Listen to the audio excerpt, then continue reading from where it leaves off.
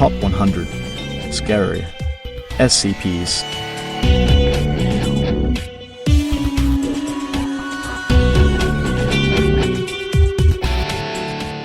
Item number SCP-1733. Object Class Save. Special Containment Procedures. The DVR containing SCP-1733 is to be kept in a secure video archive at site date expunged. Playback of SCP-1733 is strictly forbidden unless required for research. Personnel must contact Dr. Jella for permission to study SCP-1733. Description: SCP-1733 is a digital recording of the 2010-2011 NBA season opening game played at the TD Garden in Boston, Massachusetts on October 26, 2010 between the Boston Celtics and Miami Heat. Agents monitoring social networking sites were alerted to SCP-1733 when Boston native Data Expunged complained in a Facebook thread on October 27th about a technical foul in the third quarter involving players Ray Allen and Chris Bosh that never occurred in the original broadcast. When confronted, Redacted uploaded the relevant segment much to the confusion of his derogators. Foundation agents embedded in Facebook's moderated team deleted the thread and procured the IP addresses of all individuals present at the chat at this time to locate and administer class amnestics. The Motorola brand DVR containing SCP-1733 was recovered for study. Study of the footage has since revealed the nature of the recording's anomalous properties. Although initially diverging from the original broadcasts only negligibly, such as quarter-point totals and occurrences of fouls, SCP-1733 has begun to markedly digress from the content of its earlier playbacks. Recorded entities have been observed to retain memory of previous playings and as such have developed a burgeoning awareness of their existence. It is hypothesized that playbacks impart an unquantifiable measure of cognizance to the entities inhabiting SCP-1733, with consecutive playings greatly expanding recall of previous events. This effect is cumulative and extends to all persons in the arena. Quality of awareness has progressed from reported feelings of intense déjà vu by commentator personalities Mike and Tommy to a near-eidetic memory of preceding playbacks. However, to note, no entities inside SCP-1733 have ever addressed the viewer directly or shown awareness that they reside in a digital recording. It was initially thought the purpose of SCP-1733 was to depict an infinite number of game outcomes, since players were able to modify offensive and defensive strategies during every playback. By playback 034, players and coaches became so keenly adapted to the opposing team's playbook that the score remained 0-0 until 3:34 in the first quarter.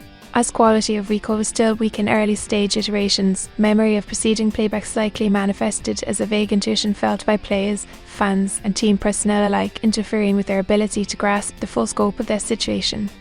By playback 045, however, comprehension of their predicament had reached such a point that players declined to play altogether and assembled with the rest of those in attendance to formulate possible escape plans. It is the conclusion of Foundation researchers that the inhabitants of SCP-1733 are imprisoned in the setting of the recording, as they have been unable to exit by any means. Doors leading out of the arena have not yielded to an estimated force in excess of Redacted. The Assembly has also been unable to exit from locker rooms, player facilities, and skyboxes. Waiting for patrons arriving in at scripted points prior to the start of the first quarter has also been unsuccessful. Individuals leave by where patients entered and are then unable to navigate and escape from the adjacent corridors that girdle the main arena. Escape attempts have since grown more desperate and have included failed attempts at constructing makeshift explosives, all outrighting the fracturing of the Assembly into 3 opposing factions, and by playback data expunged the ritualistic murder and disembowelment of players in the hopes of appeasing whatever it is that confines them. See Timeline Document 001 for details.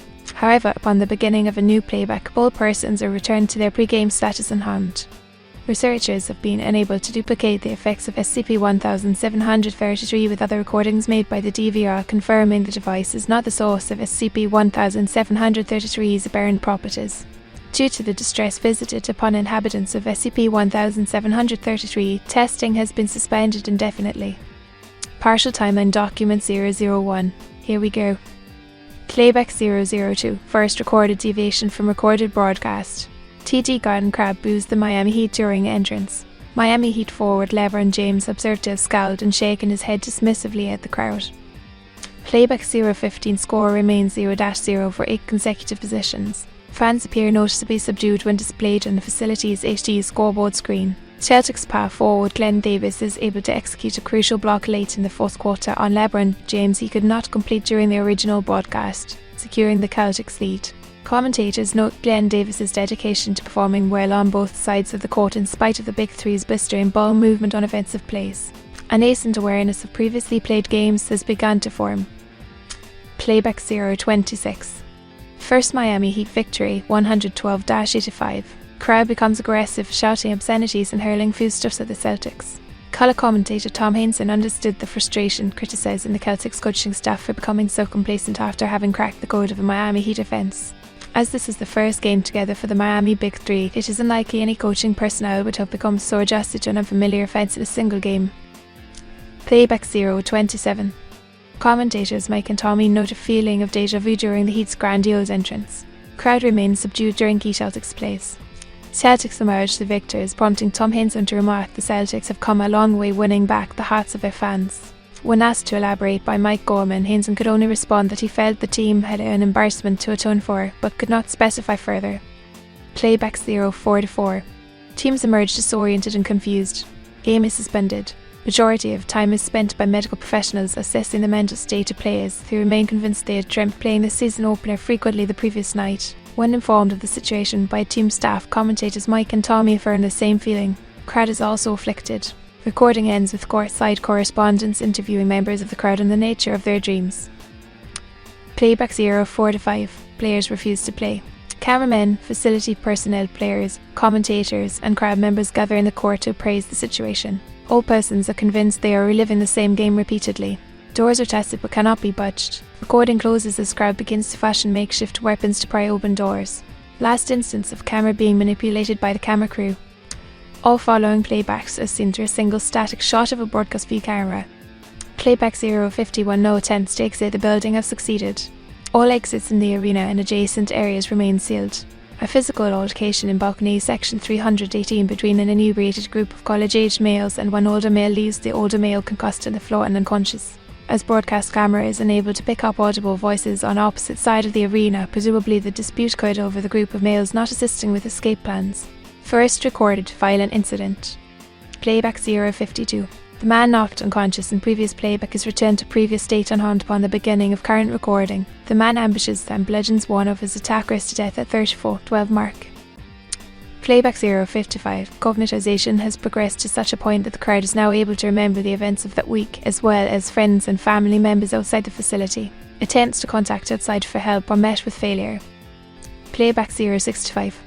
Crowd is unable to exit the facility. Congregation has since dissolved into the following groups and factions. Players, coaches, and all involved team personnel have presumably barricaded themselves in off-screen play facilities. The infirm and parents accompanied by their children have retreated to the northeast corner of the balcony rise and have elected to wait out playbacks as they occur, marking their territory with the Celtics championship flag draped over section 320. Data expunged individuals henceforth referred to as the faith keepers have proselytized in multiple gatherings that they believe being confined to the TD garden is a punishment for rampant consumerism of the post-industrial world, and have burnt offerings of mobile phones, car keys, handbags and wallets and sent a quote for the past 4 playbacks. The group comprises Boston churchgoers and redacted, a notable portion of adults numbering approximately data expunged. Individuals, however, remain diligent in formulating escape plans. Playback 073. The faith keepers grow in number after previous playback incident where 3 males were severely injured by an improvised explosive fastened to an exit door. No damage to the door is visible. Playback 095. Hedonistic displays of sex and violence have sufficiently curbed the efforts of proselytizers. Makeshift curtains are hung around the site of an orgy at Lodge 8 at the urging of section 320 members. Playback 112. Conditions have deteriorated considerably. Data expunged individuals let from balcony section in opening 10 minutes of playback 112. Playback redacted. Faith keepers storm player facilities to retrieve Paul Pierce and LeBron James. The players are ritually sacrificed and their bodies are subsequently displayed on the arena's jumbotron. The murder of players seems to have no effect on the recording. Playback redacted. Proselytizers have begun to call for the sacrifice of children. Adults have formed a wall between group 320 and the faith keepers. Playback redacted. First recorded deviation in arena light to a deep red colour. Data expunged.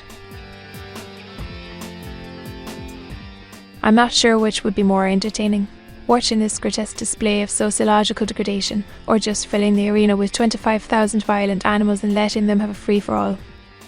I wonder which group would find a peaceful conclusion first. comment lines if you made it this far. Thanks for hanging out here, I really do appreciate it. Like, comment, subscribe, ring the bell. Stay tuned. Bye!